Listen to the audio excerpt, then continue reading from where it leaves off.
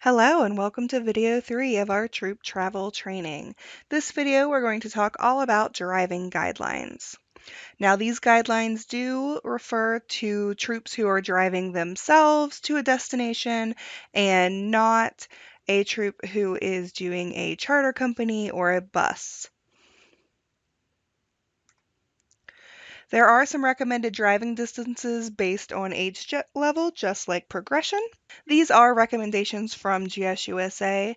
Again, if you are very comfortable, your girls are very comfortable, you can stretch these driving distances. Daisies, they're saying up to an hour and a half of drive time. Brownies, up to 3 hours. Juniors, 6 hours of drive time. And cadets, seniors, and ambassadors, any amount of drive time.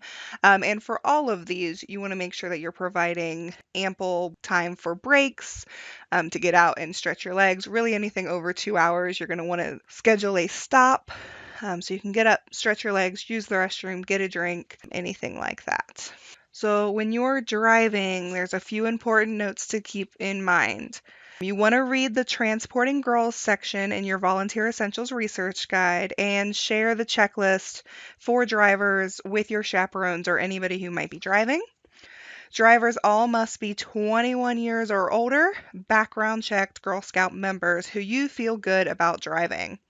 Plan routes of no more than 6 hours of driving per day unless you have relief drivers, so more than one person driving in a vehicle, and no all-night driving. Take breaks every 2 hours and check other drivers to see how they're doing.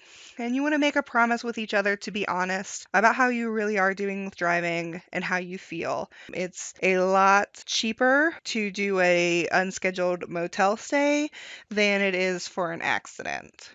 You need to stop if necessary. It's better to be late than not arrive at all. Vehicles must be insured, registered, and in good repair. You can help girls learn about car care when the driver checks the car before the trip. Check fluids and tires before you leave. Everyone needs to have a proper seatbelt, even if you are using an RV, girls and adults.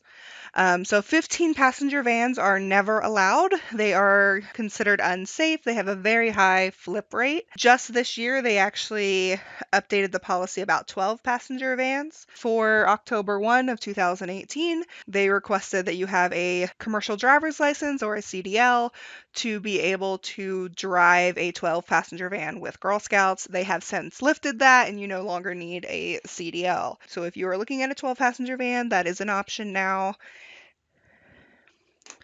And then insurance, adequate auto coverage for liability and medical payments. And this is different from the Girl Scout insurance coverage. Okay, let's talk about supervision while driving.